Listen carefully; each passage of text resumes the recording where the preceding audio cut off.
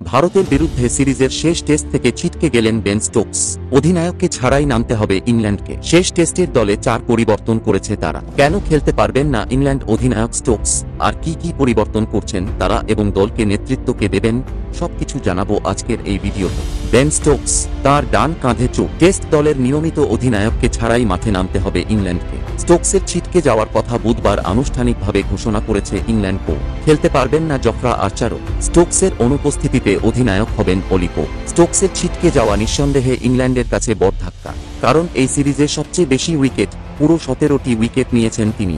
Manchester টেস্টে ভারতের প্রথম ইনিংসে 5 উইকেট নিয়েছিলেন স্টোকস, আর পরে করলেন দুর্দান্ত 100 রান।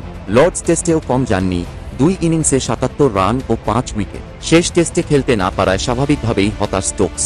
বলেন, আমি অবশ্যই হতাশ। ডান কাঁধের হাড়ে ভালো চিট ধরেছে। ঝুঁকি নেব কি না অনেক ভেবেছি, কিন্তু যা অবস্থা তাতে ঝুঁকিটা অনেক বড় হয়ে যাবে। এখন রিহ্যাব শুরু করব। লক্ষ্য থাকবে শীতের মরশুমের দিকে। ব্যাটার স্টোকসের চেয়ে বোলার স্টোকসের অভাবটা কিন্তু অনেক বেশি টের পাবে ইংল্যান্ড। শেষ 2টি টেস্টে ম্যাচের সেরা ক্রিকেটার হওয়ার পাশাপাশি গুরুত্বপূর্ণ সময়ে ভারতের উইকেট তুলে নেওয়াটা ছিল একমাত্র তাঁর কাজ।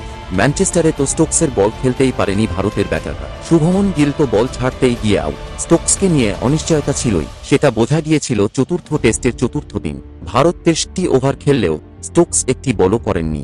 আর পরের দিন সকালে বল হাতে এলেও কয়েক ওভার পরেই কাঁধে হাত বুলাতে দেখা যায় তাকে। আগের মতো ছন্দে দেখা যায়নি, তবু কেএল রাহুলকে সাজঘরে ফেরান। তবে শুভমন, জাডেজা বা ওয়াশিংটনের বিরুদ্ধে কিন্তু তেমন কিছু করতে পারেননি। স্টোকস আর্চার ছাড়াও বাদ পড়েছেন ব্রাইডন কার্স ও লিয়াম ডসন।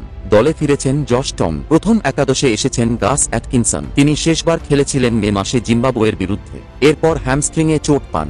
সম্প্রতি সারের হয়ে কাউন্টিতে খেলেছেন। দলে আছেন জেমি ওভার্টনো। তিনি খেলবেন দ্বিতীয় টেস্ট।